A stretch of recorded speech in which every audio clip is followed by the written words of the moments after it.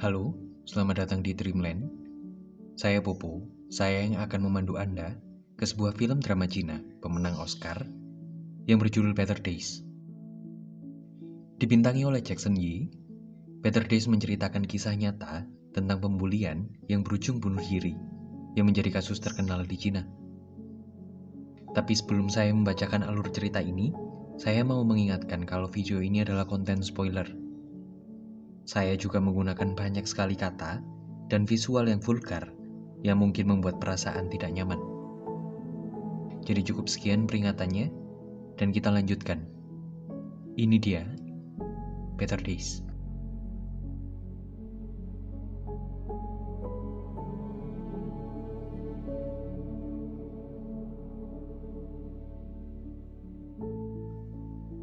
Enam 60 hari menjelang Gaokao, ujian nasional untuk masuk universitas di Cina. Cenian adalah murid kelas 12 yang sedang belajar di ruang kelasnya, yang tiba-tiba dikagetkan dengan seluruh siswa mengelilingi lapangan. Mereka semua sibuk memfoto mayat seorang siswi yang bunuh diri di lapangan itu. Cenian jadi satu-satunya yang cukup waras untuk menghampiri mayat itu dan menutup wajah si mayat dengan jaketnya. Aksi Cenian itu membuatnya dimintai keterangan oleh polisi terkait kematian siswi bernama Hu Xiaode itu. Cenian mengaku tidak mengenal Hu Xiaode dan hanya melakukan itu sebab sepantasnya tak layak wajah mayat Hu Xiaode difoto dan disebarluaskan. Cenian lalu kembali ke kelasnya dan mendapati kursinya telah diberi tinta berwarna merah. Itu jelas adalah usaha mempermalukannya yang ternyata juga pernah dialami Hu Xiaode. Untungnya Cenian diselamatkan oleh wali kelasnya yang menyadari aksi usil itu dan memarahi seluruh anggota kelas. Cenian lalu pulang ke rumahnya yang tidak pernah terasa aman. Sebab setiap hari banyak orang menggedor-gedor dan meneriaki rumahnya. Itu adalah reaksi kekesalan orang-orang yang ibu Cenian tipu dan datang untuk menagih uang mereka untuk segera dikembalikan. Tapi Cenian mengalami itu sendirian, sebab ibunya sendiri kabur dan tak berani pulang ke rumah susun mereka. Esoknya Cenian kembali bersekolah. Di antrian makan kantin, Cenian yang terkenal pintar diajak geng Weilai untuk belajar bersama. Cenian menolak sebab ia tahu ia hanya akan dimanfaatkan oleh geng itu. Karena sesungguhnya, geng itulah yang ternyata juga selama ini membuli Hu Xiaode dengan melempari Hu Xiaode tisu toilet bekas pakai dan menyebarkan foto memalukannya. Tapi penolakannya itu ternyata membuatnya dijatuhkan dan dihajar geng Weilai sepulang mereka bersekolah. Cenian lalu meneruskan perjalanannya dan sampai di rumah dengan menyembunyikan lukanya kepada ibunya yang baru pulang. Cenian lalu melaksanakan tugasnya, memasak makanan untuk mereka berdua, lalu merawat rambut ibunya. Dan di momen itu, ibu Cenian minta maaf karena ulahnya, ia jadi sering meninggalkan Cenian sendirian dan membuat kehidupan Cenian jadi tidak nyaman. Namun ibunya menjanjikan bahwa setelah uang mereka terkumpul dan Cenian berhasil diterima kuliah, ia akan berhenti melakukan penipuan dan mereka akan berpindah tempat tinggal. Maaf itu sesungguhnya getir diterima Cenian. Apalagi ibu Cenian kembali pergi saat malam mulai berganti pagi. Cenian pun kembali bersekolah dan bertemu dengan Weilai yang menyeringaikan senyum kepadanya. Cenian takut, apalagi saat ia melewati jalan pulangnya, ia tak mau lagi kejadian sehari sebelumnya terulang, sehingga ia mempercepat langkah kakinya. Namun justru bukan geng Weilai yang ia temui, namun geng berandalan yang sedang memukuli anggota geng lain. Cenian berinisiatif menelpon polisi untuk menolong pria itu. Namun sebelum polisi tiba, ia sudah tertangkap geng itu dan membuatnya dipukuli serta dijarah uang bulanannya. Mereka pun baru pergi setelah puas menyiksa keduanya. Cenian lalu pergi dari sana dan ternyata ia diikuti oleh si pria yang coba ditolongnya tadi. Pria itu bernama Xiao Bei, yang berniat mengganti uang Cenian yang dijarah geng musuhnya.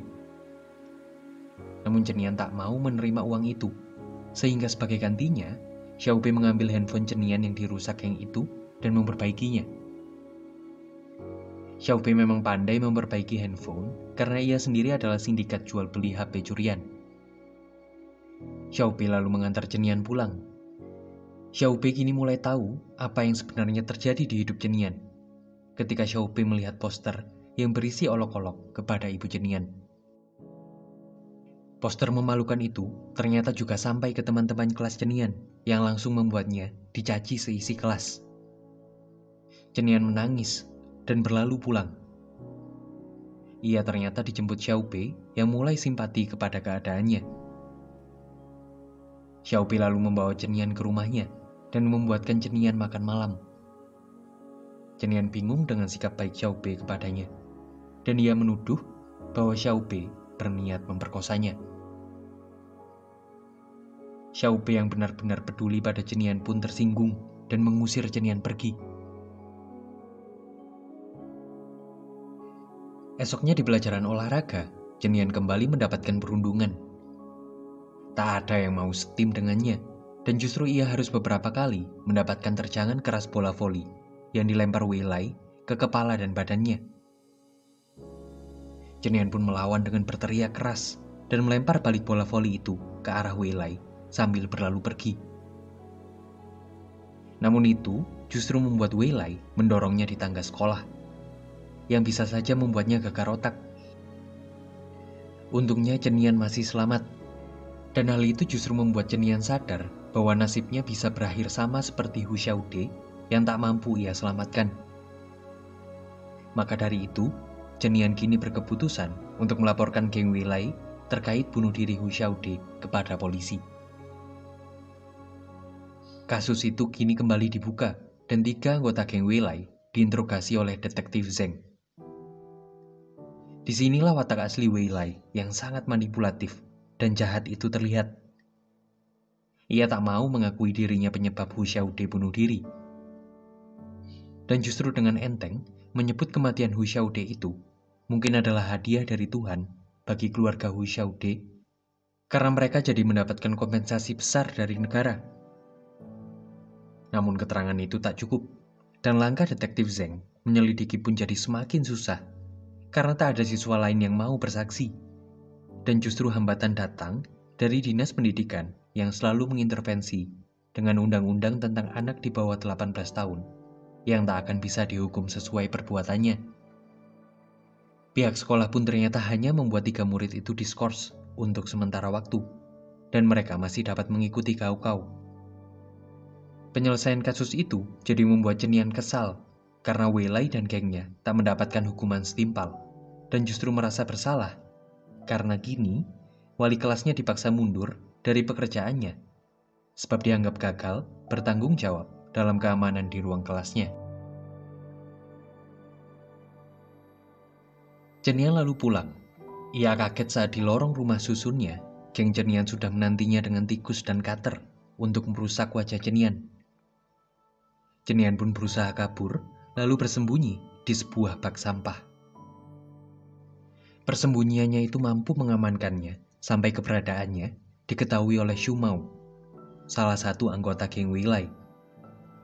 Namun Xu Mao justru tak mau melaporkannya kepada Weilai, dan itu membuat Cenian sadar bahwa Xu Mao sebenarnya tak berniat menyakitinya. Xu Mao hanya ikut-ikutan dan mungkin takut kepada Weilai. Tapi Cenian juga tahu bahwa ia tak bisa pulang karena geng Weilai pasti menunggunya di depan pintu. Ia pun tak punya pilihan lain selain mendatangi rumah Xiaobei dan meminta bermalam di sana. Cenian yang sedang di titik terendahnya itu akhirnya meminta maaf karena salah sangka kepada niat baik Xiaobei. Dan Cenian meminta Xiaobei untuk melindunginya dari geng Weilai sampai ia diterima berkuliah. Xiaobei yang memang tulus untuk membantu Cenian menerima permintaan itu. Dan kini kemanapun Cenian pergi, Xiaobei selalu membuntutinya seperti bayangan bagi Cenian. Tak hanya itu, Xiaobei juga menyebarkan ancaman kepada Weilai agar tak mengganggu Cenian. Ironis sekali, Cenian yang punya masa depan cerah kini harus berlindung di balik bayangan pemuda berandalan bermasa depan suram. Bahkan Xiaobi tidak hanya melindunginya, namun juga memberikannya tempat untuk tinggal dan makanan untuk memfasilitasi Cenian belajar. Suatu malam, Cenian didatangi Xiu Mao yang tahu bahwa Cenian kini punya pelindung dan meminta perlindungan yang sama untuknya. Xiu Mao mengaku bahwa ia ikut membuli Cenian hanya karena ia takut ia yang akan dibuli Wei Lai jika ia tak mau mengikuti perintah Wei Lai. Dan mengetahui bahwa Xiu Mao juga adalah korban sepertinya, membuat Cenian memutuskan untuk mengantar Wei Lai pulang, dengan Xiao Bei mengekor di belakangnya. Waktu pun berlalu. Kini di rumah Xiao Bei, Cenian melihat Xiao Bei pulang dengan babak belur dan luka parah. Itulah kehidupan berandalan Xiao Bei yang setiap hari memang dipenuhi aksi pukul-pukulan antar geng. Di ranjang tidur mereka, Xiao Bei menceritakan bagaimana mulanya ia menjadi berandalan. Xiao Bei ternyata adalah anak buangan dari kedua orang tua yang tidak bertanggung jawab dan tidak siap punya anak. Sedari kecil Xiao Bei tak pernah mengenal sekolah, karena yang ia tahu hanyalah kehidupan berandalan dan tak ada yang memedulikannya. Bahkan sambil menangis, ia mengaku bahwa hanya Cenianlah satu-satunya orang yang pernah menatapnya dengan rasa iba. Setelahnya mereka pun semakin dekat. Mereka saling iri dengan sifat dan karma baik mereka masing-masing. Mereka saling berusaha menimbulkan lebih banyak senyuman untuk satu sama lainnya. Cenian bahkan mengajak Xiao Bei untuk ikut bersamanya berpindah kota saat nanti ia diterima berkuliah. Namun kebahagiaan itu ternoda saat suatu hari polisi menggerebek warnet tempat geng Xiao Bei itu berkumpul. Polisi membawa geng Xiao Bei ke kantornya untuk menginterogasi mereka atas dugaan kasus perkosaan. Hal itu membuat Cenian harus pulang sendirian dari sekolahnya. Dan tentu, itu adalah kesempatan yang sudah lama dinanti geng Wei Lai untuk balas dendam. Mereka memukuli Cenian, menggunduli rambut Cenian, menelanjangi tubuh Cenian, dan merekam tubuh telanjang Cenian itu dengan kamera ponsel mereka. Xiao Bei pun baru tahu apa yang sebenarnya terjadi ketika ia sudah sampai di rumahnya. Xiao Bei tak terima dan berniat untuk balas dendam. Namun niat itu dihentikan oleh Cenian yang tak mau ia atau Xiao Bei terkena masalah lagi dengan polisi yang bisa saja menggagalkan kau-kaunya yang tinggal beberapa hari itu. Xiao Bei pun menurut, dan ia hanya bisa berusaha menenangkan tangisan Cenian sambil merapikan rambut Cenian dan juga ikut mengunduli rambutnya sendiri. Bagi anak lain, ujian hidup mereka hanyalah persiapan kau-kau. Mereka tak pernah tahu, atau mungkin tak mau tahu, apa yang terjadi pada Cenian dalam mempersiapkan kau-kaunya yang akhirnya dilaksanakan hari itu. Itu adalah ujian besar yang jadi niat banyak anak-anak untuk mengubah nasib keluarganya. Itu juga jadi niat Cenian yang sudah berjanji kepada ibunya dan juga Xiao Bei. Ujian hari pertama pun dijalankan, dan Cenian dengan sangat serius mengerjakannya. Namun ada yang tak datang di hari pertama ujian itu. Itu adalah Wei Lai, yang tiba-tiba ditemukan meninggal di sebuah bongkaran tanah. Polisi pun segera mencari bukti dan menemukan foto mobil teman Xiao Bei, Dakang, di malam tempat kejadian. Dakang menjelaskan bahwa ia pergi ke rumah sakit dan Xiao Bei lah yang menggunakan mobilnya semalam. Interogasi polisi pun melebar. Geng Wei Lai yang tersisa pun juga ikut diinterogasi. Polisi kini tahu tentang video penelanjangan Cenian, dan itu justru membuat pihak kepolisian menjadikan Cenian sebagai tersangka utama pembunuhan Wei Lai, karena polisi menduga Cenian balas dendam kepada Wei Lai. Cenian pun menjalani interogasi, dan untungnya ia berhasil menunjukkan bahwa bukanlah dirinya pembunuh sebenarnya Wei Lai, sehingga ia dibebaskan 1x24 jam agar ia bisa menjalani kau-kau hari keduanya. Ujian hari kedua itu dijalaninya dengan sedikit semrawut. Pikiran Cenian beradu antara menjawab semua soal dan ingatan tentang Xiaobe yang di 2 hari sebelumnya pulang dengan banyak darah. Namun ujian itu akhirnya usai dan Cenian bisa pulang. Saat di perjalanan pulang, ia yang diikuti polisi dari jauh tiba-tiba disergap oleh Xiaobe yang membawanya ke sebuah gedung kosong. Polisi pun mengejar mereka dan berusaha mendobrak pintu gedung itu. Xiaobe berniat menyerahkan diri agar polisi tak menangkap Cenian dengan alibi pura-pura memperkosa Cenian. Itu sebenarnya adalah akal-akalan Xiaobe karena sebenarnya Cenianlah yang membunuh Weilai. Dan Xiaobe hanya sebagai pembersih jejak bukti pembunuhan Cenian.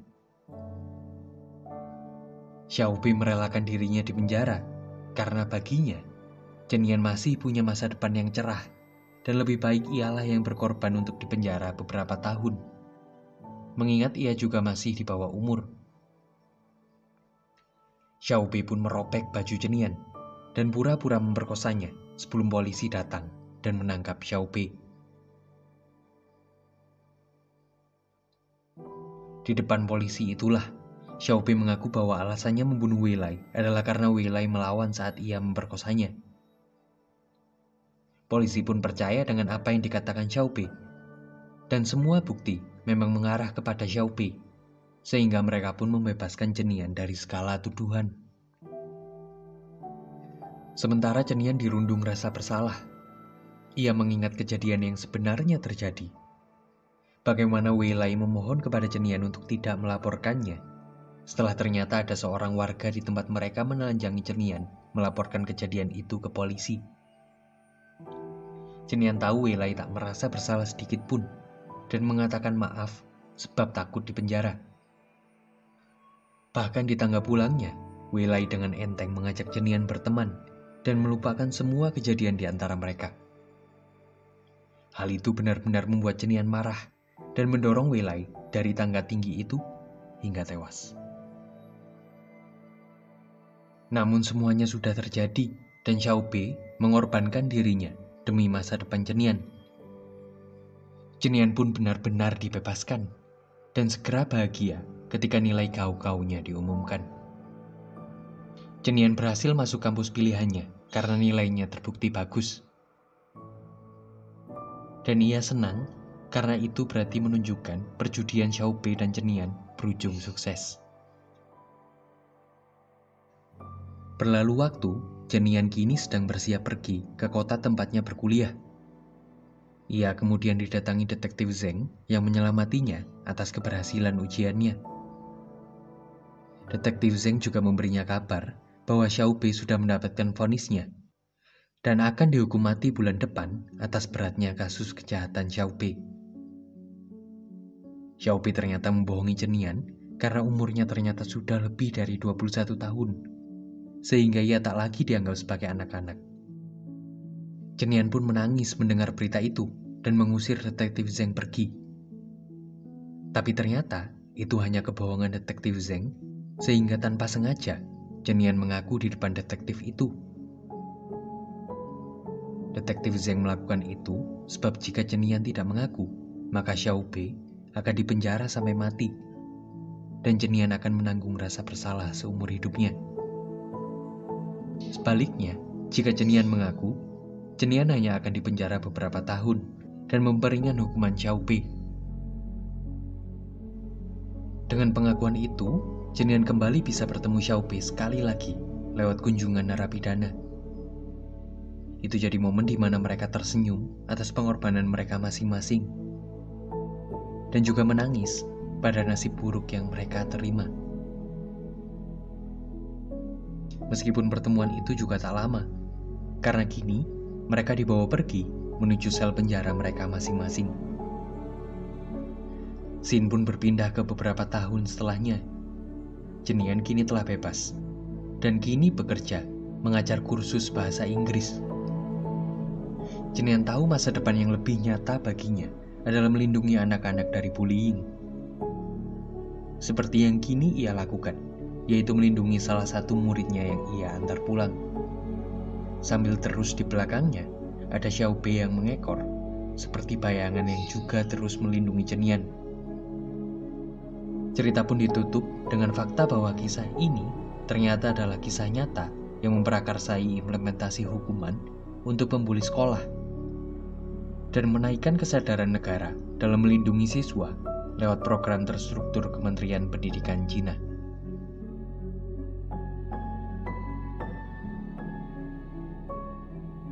Cukup sekian pembahasan film kita kali ini. Terima kasih atas atensinya. Tetap waras dan terengginas.